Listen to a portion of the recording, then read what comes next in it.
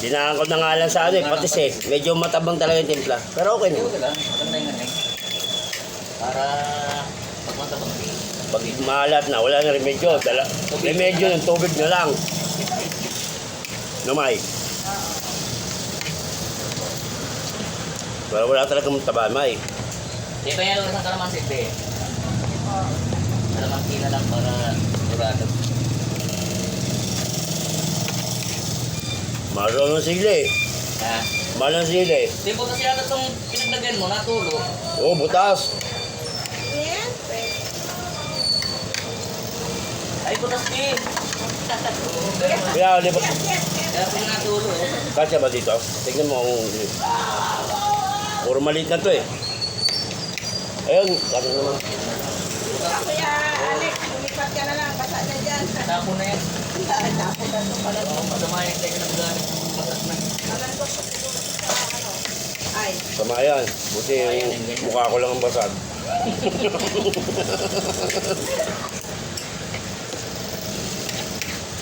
mga ano talaga, mga dapat.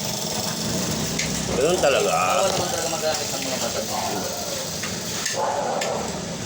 Pag may kasama kang basag, di wala na yan. Puro basag na.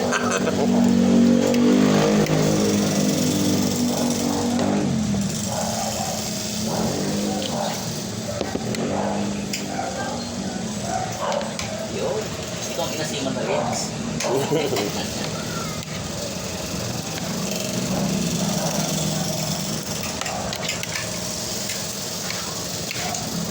Nagkilang ka niya ng binyagan? Wala ko yan. Hindi ka nakabumanya? Oo, hindi ko maganda doon. Dino ka ba doon? Nagbukas ka ba? Ha? Nagbukas ka? Nung Sabado? Ay, nung Pasko? Wala kasang ulan eh. Kaya hindi ko nakapunta sa simbahan eh.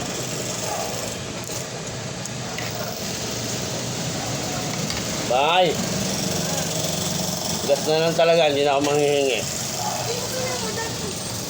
Huwag naman doon sa gripo ha. Baka sa gripo mo na nila. Grabe ka,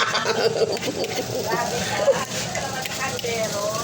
Joke lang. Kulo-kulo na. Masarap kasi mainit dyan. Pag malamig, awit na yun.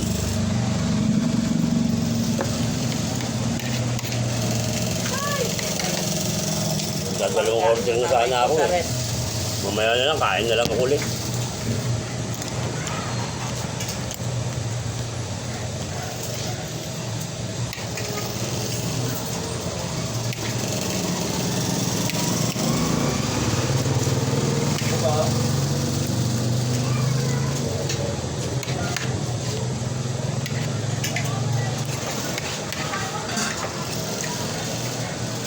Ah, nakalimutan ko talaga yung lakas.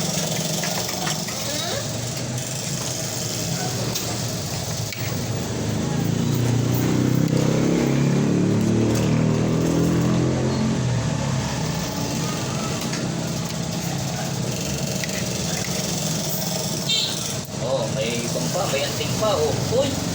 Ayun. Ha? Napakahaba naman yan. Haba ng buhok. Posible kay Kenneth yan. Wala ko makatingin. Kaya nagtapon mo na. Alam mo, buko. Eh, di naman sinasadya yan. Ayos lang. Napon ko. Napon ko. Napulubot na sa...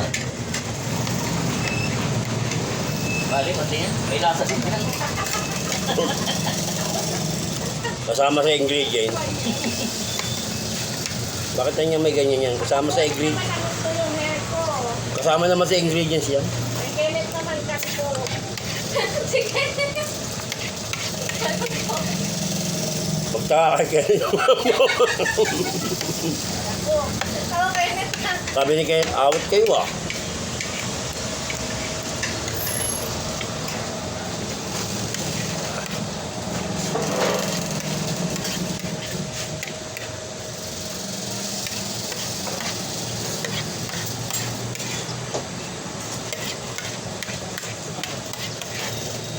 Sige,